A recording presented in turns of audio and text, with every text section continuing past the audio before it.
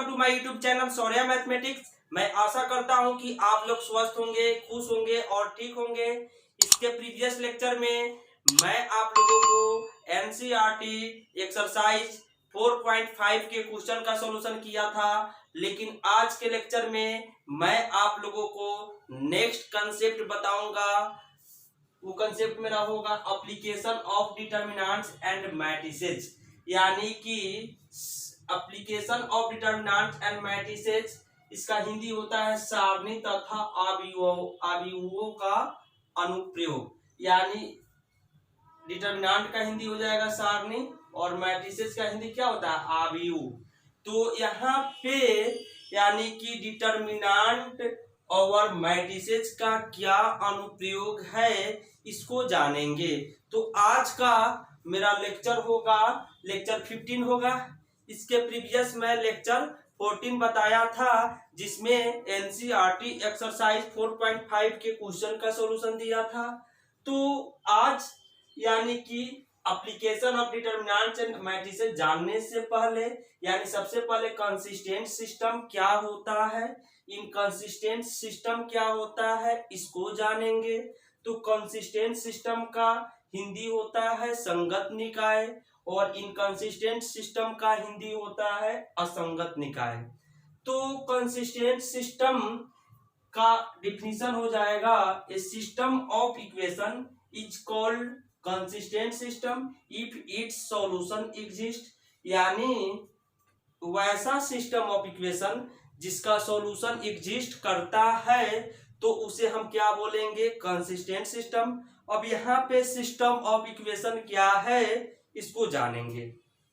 तो system of linear equation आप लोग पढ़े हैं, यानी कि कंसिस्टेंट सॉल्यूशन, इनकंसिस्टेंट सॉल्यूशन आप लोगों को 10th क्लास में मिला होगा। तो जैसे में linear equation of two variable 2x + 3y is equal to 5, फिर 4x + 3y is equal 9y is equal to 6, यानी इसी को हम क्या बोलेंगे, सिस्टम ऑफ लीनियर इक्वेशन। यानी कि जब इसको सोल्व करेंगे तो इसका सॉल्यूशन निकलेगा, यानी इसका सॉल्यूशन एग्जिस्ट करेगा, तो इसी को कंसिस्टेंट सिस्टम बोलेंगे। अगर इसका सॉल्यूशन एग्जिस्ट नहीं करेगा तब इसको हम क्या बोलेंगे, इनकंसिस्टेंट सिस्टम बोलेंगे। तो इनकंसिस्टेंट सिस्टम का डिफिनीशन हो जाएगा, a system of equation is called inconsistent system if its solution does not exist. यानी कि वैसा लीनियर इक्वेशन जिसका सॉल्यूशन निकालने पे उसका सॉल्यूशन एग्जिस्ट नहीं करेगा तब उसे हम क्या बोलेंगे, इनकंसिस्टेंट सिस्टम बोलेंगे। तो आइए, मैंने आप लोगों को सिंगुलर मैट्रिक्स और नॉन सिंगुलर मैट्रिक्स बताया था। तो सिंगुलर मैट्रिक्स होता है जिसका डिटर्मिनेंट का वैल्यू 0 होता है तो वह सिंगुलर मैट्रिक्स होगा। जिसका डिटर्मिनेंट का वैल्यू 0 के बराबर नहीं होता है उसको नॉन सिंगुलर मैट्रिक्स बोलेंगे। तो यानी कि इसका यूज यहाँ पे पड़ेगा जब मैं, यानी कि application of determinants and matrices का यूज कैसे करते हैं, यानी कि linear equation of two variable के सॉल्यूशन निकालने में करते हैं। उसके बाद यानी कि एलपी यानी लीनियर प्रोग्रामिंग में हम करते हैं, यानी लीनियर प्रोग्रामिंग में आपको यानी डिटर्मिनेंट का यूज करके और मैट्रिक्स का यूज करके हम एक्स वाई का वैल्यू कैसे निकालते हैं इस सब को हम बताएंगे। तो इसको आप लोग लिखिए, इसके बाद मैं इसका यूज कैसे करता हूं, यानी इसका अनुप्रयोग हम कैसे करेंगे इसको देखेंगे।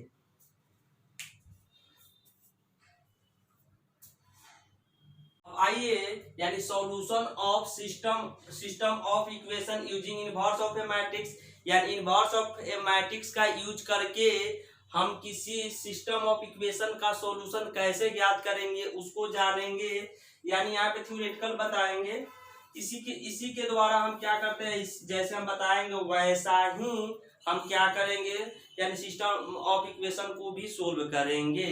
तो आइए, यहाँ सबसे पहले हम मान लेंगे, let system of equation equation, यानी a1x plus b1y is equal to c1, फिर a2x b2y is equal to c2।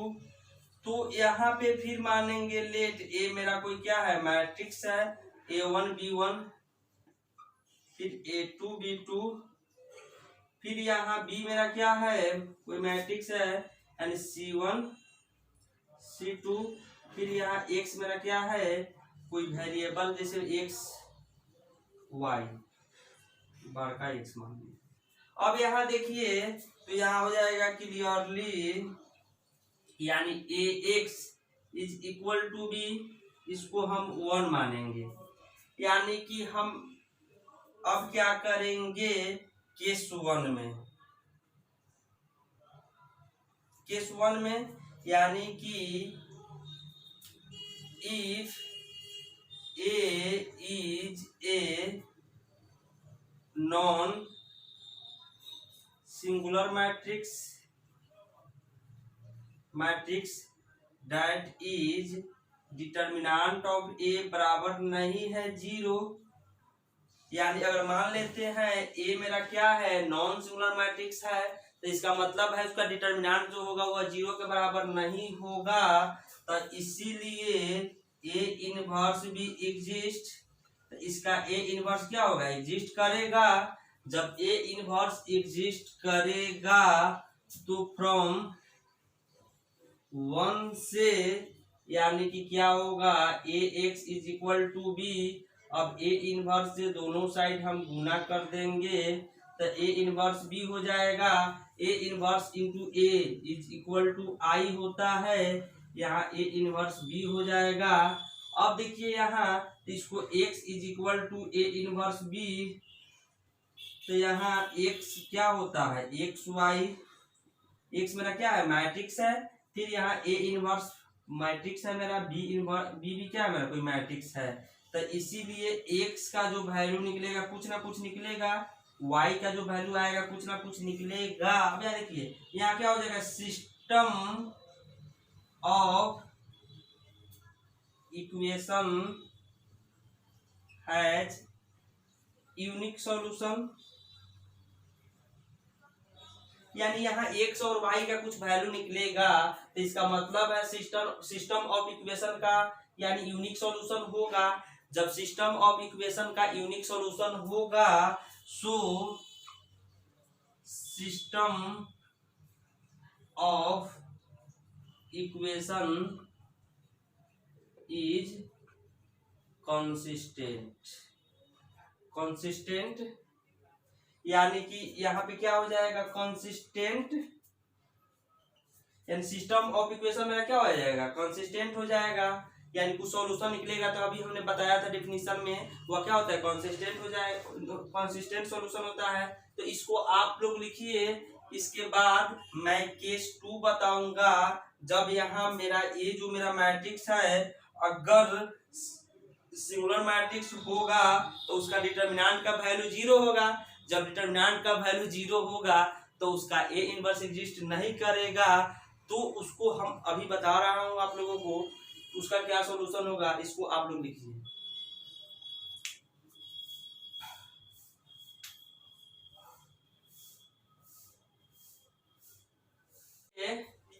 यानी केस 2 में if A is a singular matrix, अगर ए, यानी अभी मैंने केस 1 आप लोगों को बताया है, उसी का केस 2 है। यानी if A is a singular matrix that is, यानी determinant of A is equal to 0। हमने बताया था सिंगुलर मैट्रिक्स वह मैट्रिक्स होता है जब उसका डिटर्मिनेंट निकालेंगे और 0 के बराबर आ जाएगा तो वह क्या होगा, सिंगुलर मैट्रिक्स होगा। और वैसा मैट्रिक्स जिसका डिटर्मिनेंट निकालने के बाद 0 के बराबर नहीं आए तो वह क्या होता है, नॉन सिंगुलर मैट्रिक्स होता है। तो यहाँ पे हम सिंगुलर मैट्रिक्स लिए हैं। अगर ए मेरा क्या है, कोई सिंगुलर मैट्रिक्स है, तो इसका मतलब है उसका डिटर्मिनेंट का वैल्यू क्या होगा, 0 के इक्वल होगा। जब डिटर्मिनेंट का वैल्यू 0 का इक्वल होगा तो फिक्स है कि उसका ए इनवर्स नहीं निकलेगा। तो इस कंडीशन में एडजॉइंट ऑफ ए, यानी एडजॉइंट ऑफ ए मैंने निकालना बताया था, तो adjoint of a into b निकालेंगे अगर 0 के बराबर नहीं आया then system of equation has no solution. तो इसका मतलब है कि सिस्टम ऑफ इक्वेशन के पास कोई सॉल्यूशन नहीं होगा। जब सिस्टम ऑफ इक्वेशन के पास कोई सॉल्यूशन नहीं होगा तो इसका मतलब है सिस्टम ऑफ इक्वेशन क्या है मेरा, इनकंसिस्टेंट है। इसलिए यहाँ लिख दिया है हमने कि adjoint of a into b does not equal to 0 then system of equation has no solution, therefore system of equation is inconsistent. अब यहाँ देखिए बी में, अब फिर क्या करेंगे, adjoint of a into b निकालने पे अगर 0 के बराबर आ जाएगा then system of equation has infinite solution. तो वहां पे सिस्टम ऑफ इक्वेशन क्या क्या होगा, यानी उसका इनफाइनाइट सॉल्यूशन होगा या नो सॉल्यूशन होगा। अगर इनफाइनाइट सॉल्यूशन होगा तो सिस्टम ऑफ इक्वेशन क्या होगा, कंसिस्टेंट होगा। अगर नो सॉल्यूशन होगा तो सिस्टम ऑफ इक्वेशन क्या होगा, इनकंसिस्टेंट होगा। तो बात समझ में आया। तो आप लोग इसको लिखिए, इसके बाद आप लोग से यानी एक्सरसाइज 4.6 बनना स्टार्ट हो जाएगा। मैं अभी 4.6 का 1-2 क्वेश्चन बताऊंगा, उसके बाद आप लोग कल उसको बना के लाइएगा। इसको आप लोग लिखिए।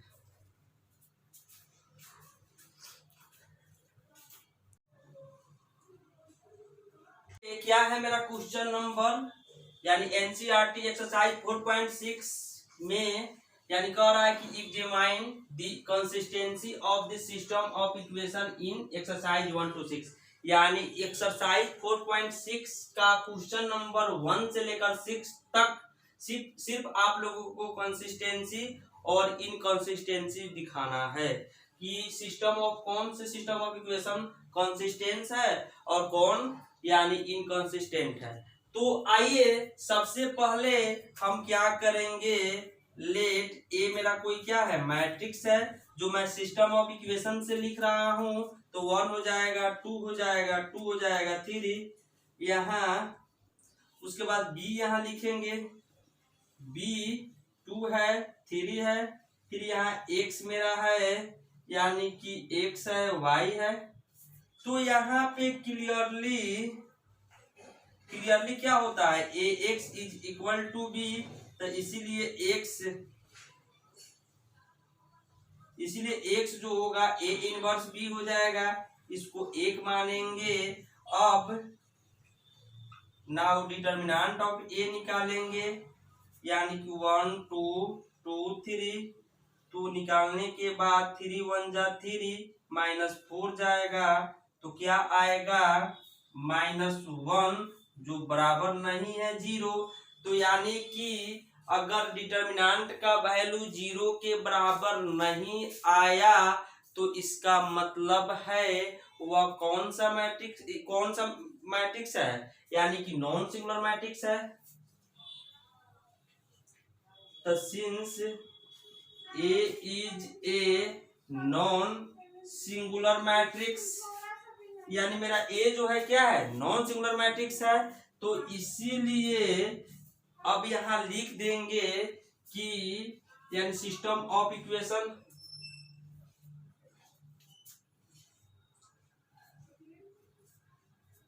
तो यहाँ A is a non singular matrix, तो इसीलिए system of equation be consistent यही आपको दिखाना है। इसके बाद आप लोग 2 number 3 number 4 number 5 number 6 number सबको आप लोग बना सकते हैं। तो कल आप लोग यानी इसको बना के लाइएगा। मैं अगर नहीं आएगा तो कल फिर से मैं आप लोगों को बताऊंगा। आज का लेक्चर मैं यहीं पे एंड करता हूँ। Thank you.